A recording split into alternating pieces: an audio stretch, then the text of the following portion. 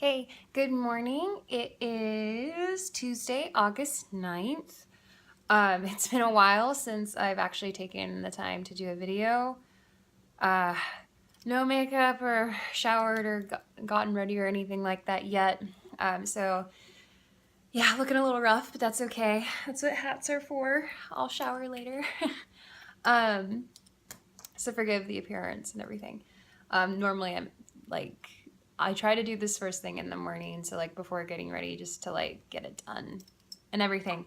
So yeah, I'm a little bit behind on doing videos, and then I actually took a break from playing Pokemon Go for about a week, maybe actually a little bit more, which is insane.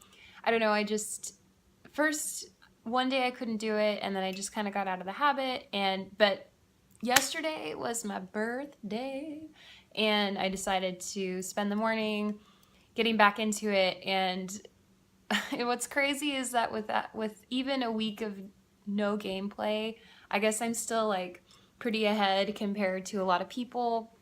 So as you may remember, I was like a level 25, and I was really, really close to getting to level 26. So now I'm officially level 26. So excited.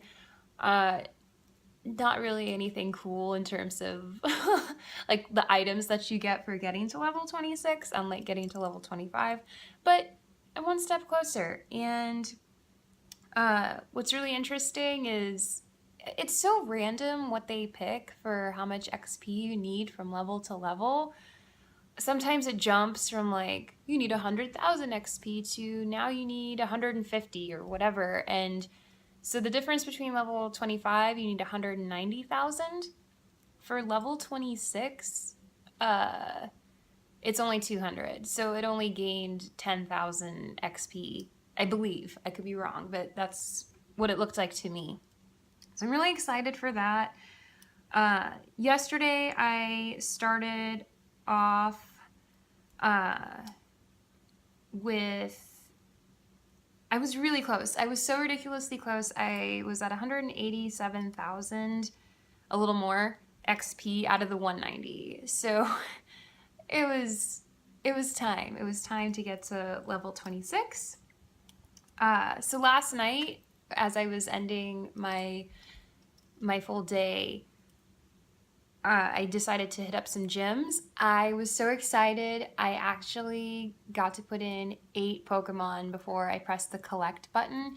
And one of these videos, I want to actually do like a screen capture of the process, because I think a lot of people are still really confused about the whole gym process, what needs to be done, and how you can get your free, or not free because you battled, but how to not pay for Pokemon coins and instead earn them through gameplay. Because I think a lot of people think your Pokemon have to be in a gym for 21 hours before you can collect, and that is not the case, people. All you have to do is put it in. The instant you get your Pokemon in the gym is the instant you can start collecting. Now the question is if you want more than one, I think you get 10 coins for every one Pokemon that you put in a gym. So if you want to do more than that, then that requires you going to another gym. But there's no hour, there's no length of time. What the requirement is that someone else does not take you out. So I literally, I think I went out at 1 a.m. last night. We went to go see a movie, Suicide Squad, and we went out to dinner too for my birthday. And after we like went home, we chilled a little bit, and then I was like, no, I really need to start collecting coins again because it's just been too long. And what's cool was that because it was Monday night and 1 a.m., there was no one to take me down.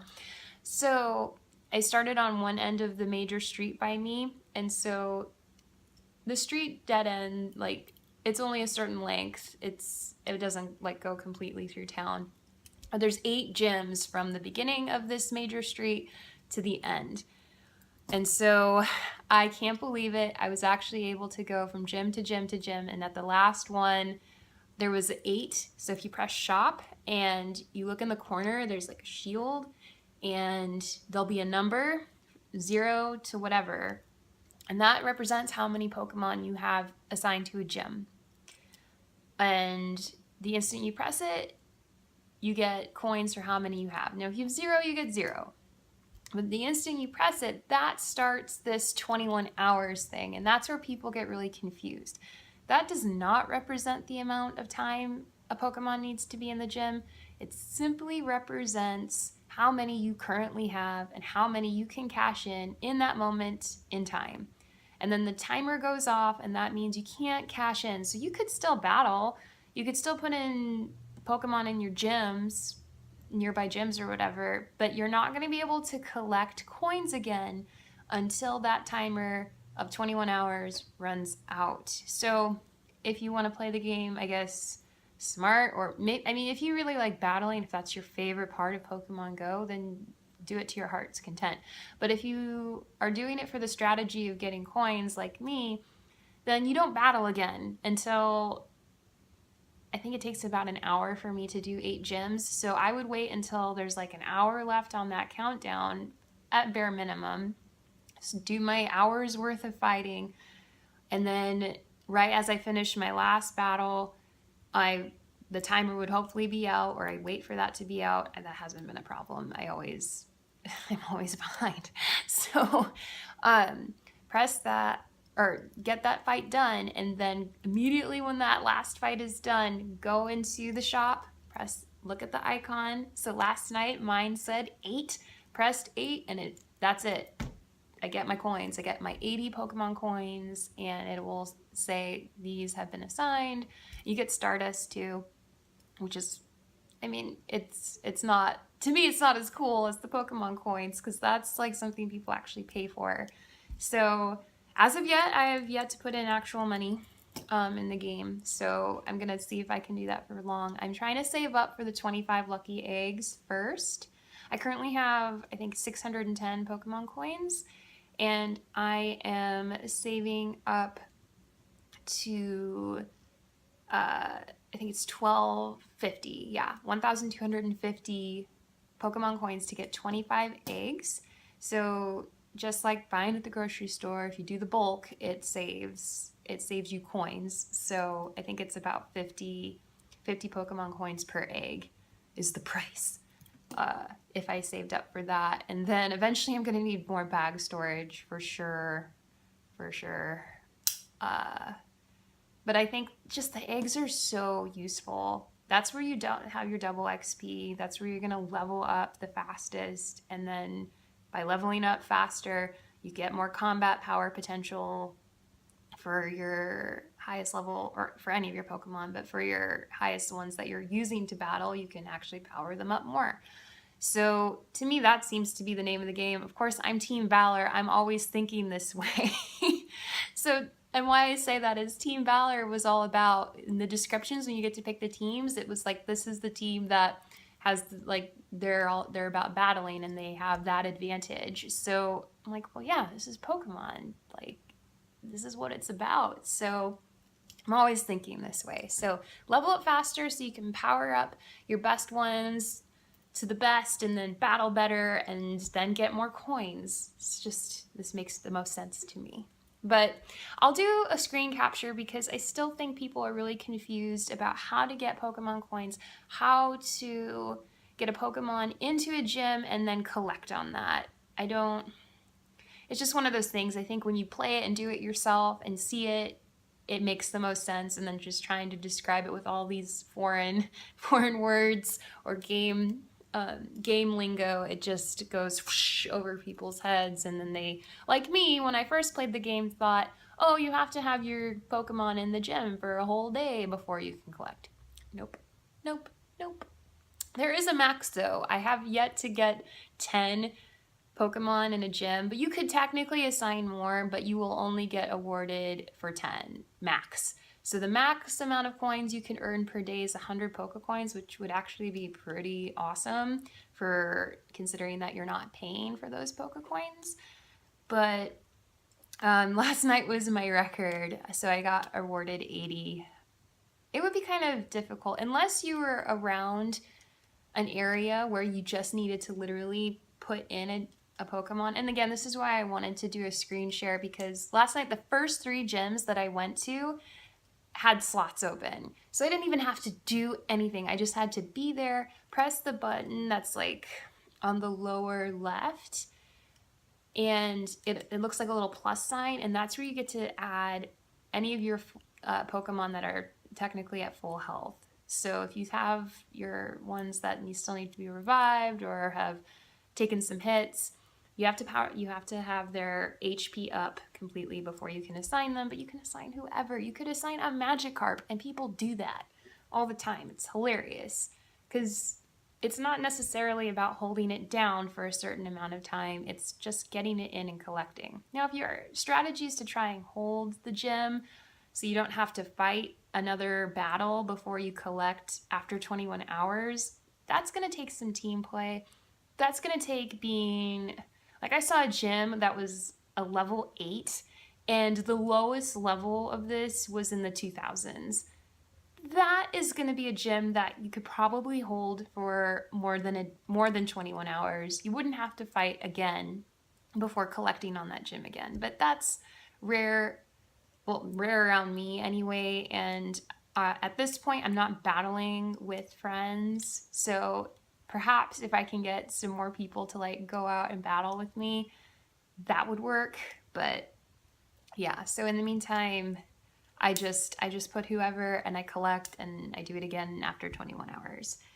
So last night as I was playing, I noticed that they did an update. So as I was using it, there was the new like don't use Pokemon Go and drive warning, which you probably recognize from the last update, but the August 8th update, it has an even newer one where it's like, oh, you're going too fast. Confirm that you're a passenger. And so I thought that was really interesting. Obviously, they're really wanting to emphasize player safety. I think that's smart. Honestly, I just have the app on while I'm in the car because even though it's relatively smart and knows that you're not walking, when you're in traffic, when you're like at a stop sign or whatever, those kilometers add up. So to me, it's just useful to always have the app going on. I've like hatched eggs that were the result of absolutely no walking. So I think that's why I always just have it on. So, but anyway, yeah, so I was like, oh, I have to confirm that I'm a passenger. So I guess they're probably really just concerned with player safety. I also noticed that the nearby feature now says sightings. There's like little grass behind my Pokemon, and I think eventually it's supposed to be even more in depth, and it's supposed to show what Pokemon are next to certain stops and actually show you what stops those specific Pokemon are near, and then just who is in general near you. So I really hope that improves. Obviously, people are pissed. They are angry that Niantic went so aggressively after the PokeVision site. That site, if you don't know, was really awesome, and people can disagree with me, but it was really fun because you could see where Pokemon were on a map, and you could see how long they were going to be there, and it made it really fun. It made you actually want to like go, Pokemon Go. It made you actually want to get up and go to an area and try and find that using a map. How cool is that? And I think for the most part, like at first people were like, well, that's cheating. But that's not like the GPS spoofing where you're not actually going anywhere or anything like that. You still had to put in the work. You still had to use a map. You still had to walk around and find it. It wasn't like, oh, automatic, you just get it. It was still a lot of work. It was just fun work because you're like, I have a real chance at getting a Charmander. I have a real good chance at getting a Dratini. I gotta run and try and hurry and get it. So many people were really upset. I ran into some players yesterday, and that was like the topic of discussion of just how angry we were that you have this feature next to you on the bottom right of your phone with all these saying all these Pokemon are near you.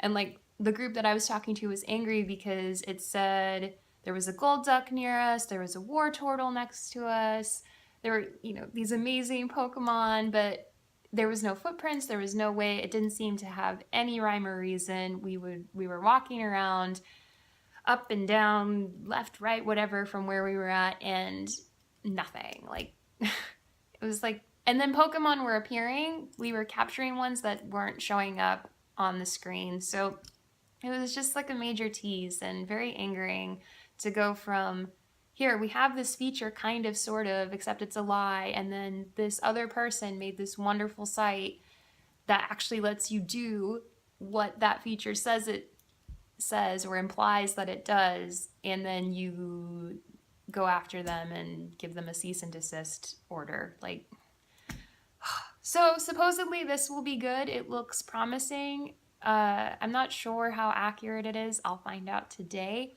I'm sure it will get more accurate. Like, it appears to me that they're not giving up on this idea completely.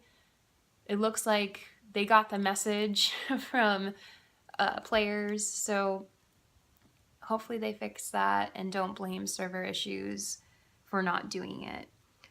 Another thing that's back is the battery saver mode. Thank goodness, because that was really frustrating to have a battery saving mode, which basically means when you walk, the screen goes dark when it's like down. So if your phone's like this, it's on, and then the lights go down when you're just kind of walking around, which is really useful and helps you play longer. So for whatever reason, that feature disappeared on the update before this one, and now it's back. And then the only other thing is there's now team leader visuals. So Valor, Mystic, and Instinct have a character for each of their teams representing like their team leader, and you can look into that, what that exactly means, how interactions will go. Up in the air. We don't know yet what is the full extent or what's the plan with these characters, but some people have speculated that they will give hints to players in the game. So that'll be interesting. For a game that's given almost 0 hints and tips on how to play, it's interesting if that will become a strategy again. Okay, so before I go out and about and Pokemon hunt today, I forgot, or I didn't forget, I didn't have my notes in front of me on where I'm starting today, and we'll wrap up either tonight or tomorrow. We can see the difference or how much I improved, what my how my status is going for the game. So what I really like in the game, and again, I really want to start doing screen shares, got to figure out how to do that. If you can see, yeah, there we go. So I'm now like blacked out, but you can see I'm on the medal screen, and the medals are really cool now. They're not just like all looking the same. They have little icons, and now I want to be gold in everything. I think there's 28 total. But what's really useful with them is they can give you information. So like the jogger one has told me that I've so far logged in 224 kilometers. So that's where I'm starting today at. So my Pokedex entries, that's the Kanto badge. So I went from 124 to 125 by accident. If you watch my past videos, you know that I actually don't like to catch evolved forms in the wild. I like to evolve them myself during a lucky egg, because then not only am I getting double XP for the evolution, I'm getting double XP for the Pokemon or the Pokedex entry. So it's just bye-bye extra XP. So what I accidentally caught yesterday, I wasn't paying attention. I thought I saw a Weeping Bell, which I already had, and wasn't thinking when it was like, this is a Victory Bell. So I was about halfway from evolving my Bellsprout or one of my Weeping Bells into a Victory Bell, and doing that during a lucky egg evolution so that I would get the double XP for that, but instead I caught it. So now my Pokedex is at 125, which I think is pretty darn impressive. I'm pretty close to catching all the ones you can in the US, aside from what you can hatch in eggs. So far, so with the collector badge right next to Kanto, it tells you how many Pokemon you've caught in this game. So I have caught 3,164 Pokemon. The badge next to it is called Scientist, and that tells you how many evolutions you've done during this game. I am now at 244. Bummer. Again, I love to save my evolutions for the double XP with the 30-minute lucky egg. So hopefully that won't be going up until I'm ready to do that again. The breeder badge, which is on the following line, tells you how many eggs you've hatched. So far I've done 64. So I hatched 3 eggs yesterday. It was a 5K and 2 2Ks. And this is how ridiculous. I was hoping for my birthday I would hatch something interesting. I kid you not. I hatched back-to-back Pidgeys. Pidgeys. What? What kind of crap egg is that? Like, thanks. Happy birthday to me. Not. It would be cool if they actually recognized it was your birthday and did something cool for your birthday. But alas. Alas, earwax. Alas, Pidgeys. And then the 5K egg was a Weedle. So again, like, really? Weedles and Pidgeys. And what really has been a bummer is I haven't gotten a 10K egg in, I don't even know how long, maybe 3 weeks. So I just constantly get 2s and 5s, and I'm really a little bit down about that because the 10Ks are where the really cool stuff has the potential to be. You can get an Eevee in a 10K egg, but you can also get a Snorlax. You could get, what I'm really wanting is a Lapras because I have yet to even have seen those in the wild. Definitely no eggs with that. So my chance, I think, for a Lapras is going to be with an egg, a 10K egg. So that one is interesting to me. There's a whole bunch of other ones. Obviously, there's like 28 medals total, but I like those ones because it tells me like what I've done in a day. The Pokestops too. So I've done 3,622 Pokestops, and the battling ones are okay. I'm not close to gold on that one. I've won 378 battles, and I've trained 382 times. And to get gold medals on those, you need to get that up to 1,000. So I feel like that one's gonna probably, between that one and walking 1,000 kilometers, I think I'll probably get the battle ones first. Just depends how much I walk in battle versus battle. So yeah, there are definitely other badges there that might interest you, but those ones I like on a daily basis to look at because it tells me how much I walked the day before. It tells me how many Pokemon I caught, how many how many stops I've been to. So it's a good like progress report to me. So we'll check back in later and see how much I improve after today. Okay, so I'm back at Balboa Park. I usually start by the Organ, and then I head down to the Rose Garden and hit all the stops and head to the Triple Pokestop. I'll see how many lures are going today. Walking through Balboa Park and hoping to find some really awesome rare Pokemon today.